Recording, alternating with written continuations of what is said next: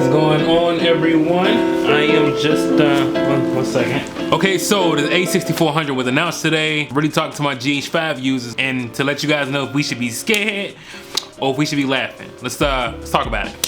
So first thing, well, I'm probably gonna step outside, man. First of all, I want to take a little smoke break. I am in California, so this is not like my house or anything like that. I'm in a Airbnb, and plus it looks nice outside. So well, it looks nice. It's raining, but it looks nice.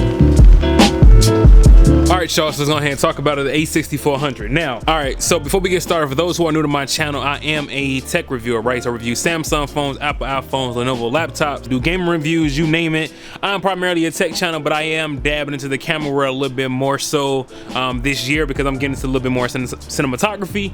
Well, I'm a videographer based in Chicago. So that's me in a nutshell. Let's get to the video. All right, first things first. If you are a GH5 user, should you be concerned about the A6400, or is it something that you want to go ahead and upgrade to or anything like that? So let's talk about some of the features that A6400 has that the GH5 doesn't have, and then we kind of go for there. Number one, we're gonna talk about the E-mount. Now for those who don't know what the E-mount is for Sony cameras, man, like that's pretty much a way for all of their lenses from full frame all the way down to the APS-C sensor to use the same lens on all the different rays of a camera. So like to me, that's fire, right? For the most part, Panasonic, like as long as you have a Micro Four Thirds camera and maybe an adapter, you can use different lenses. But the fact that Sony still is running the E-mount, whereas in any camera that you use with the E-mount from Sony, you can use any of their lenses, like that's fire. They also have autofocus, and they have the world fastest autofocus with 0.02 seconds. That is the fastest in the world. Something else to keep in mind. And then three, the number one thing that I feel like may kind of entice GH5 shooters besides the autofocus. We all know if you're a GH5 user, you know the autofocus is not the greatest. You work with it, you make it do what it do, but it's not perfect. And for the Sony camera to have that fast of an autofocus, man, compared to what we have, now the interesting price point that may make you be like, gee willikers, Batman, is definitely gonna be the $900 body. Now for those who don't know, the GH5 is still, man, like the GH5 price is like, it varies pretty much from $1,500 to $2,300 right now to this day, and this camera came out early of 2017. So if you're someone who doesn't have a GH5 yet, or you have a GH5, you're like, man, I kind of want something a little bit, I want something smaller with a bigger sensor, with a lot more, I guess you could say, a lot more lenses to use at your disposal. This new A6400 may be your ideal choice. Again, with the world fastest autofocus feature, with the eye tracking even on animals now, like Sony snapped when it came to certain areas for this camera. Now let's talk about where the GH5 users will probably laugh at y'all for what y'all just announced. Now I'm a GH5 owner, and here's some of the things I'm laughing about. Number one, y'all flip out screen.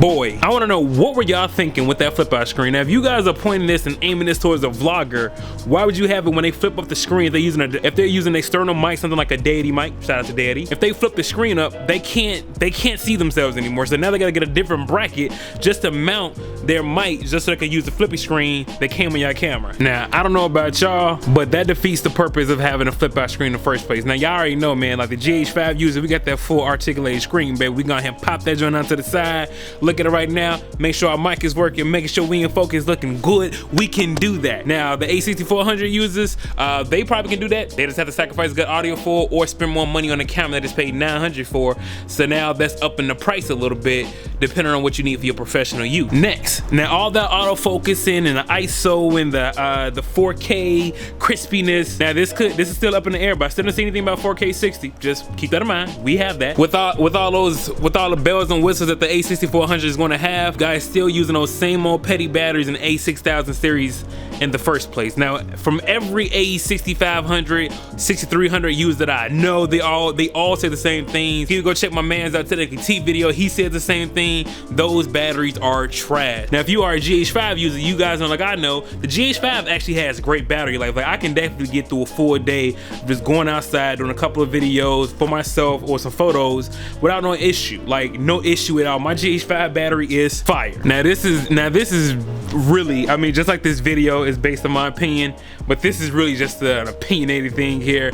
I honestly feel like the GH5 user, man, honestly, from what I've seen for their presentation, they don't even seem excited for their camera. I'm holding that against them. I'm sorry, like Like, you guys came on stage and presented nothing of real value to promote this A6400. All you guys pretty much told us is like, yeah, we got a flip screen that we probably didn't really think out too much, because if anything, we should take them out to the side, horizontal versus vertical, and we still using the same batteries that we know is garbage. We still put them in the same camera. Now, to me, I don't know about y'all, but that shows that you guys don't even know your product well enough to make the certain enhancements that your consumers need. To put that same battery in there, man, and to have a vertical flip out screen is like, yo, B, what was the point of releasing this camera? Y'all was like, yo, we really ain't got nothing else to do. No, you guys are waiting for the new Sony camera, and we're #1 in full frame, so you might as well go ahead and ride this bandwagon. Nah, fam, I'm not feeling that. So with that being said, though, this is just pretty much like a little rant, just my opinion, an opinion vlog, I guess, if you will. If you are a GH5 user, you should not, I really mean this, unless you want to go ahead and sell your GH5 to get some extra money to run a smaller setup for a bigger sensor, then go right ahead. I just don't feel like the A6400 will be your choice. There's gonna be too many things you're gonna miss. Like,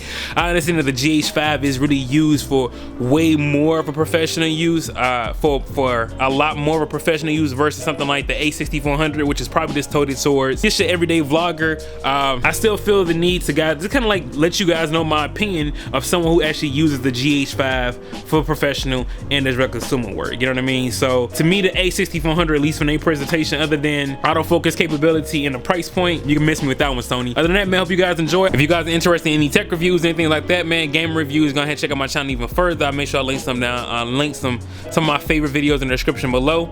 I also have a YouTube series called YouTubers I Don't Like. Very funny, very creative. Check it out. Season 2 is coming up. It's your boy Sean, be nice, and I'm out. Deuces.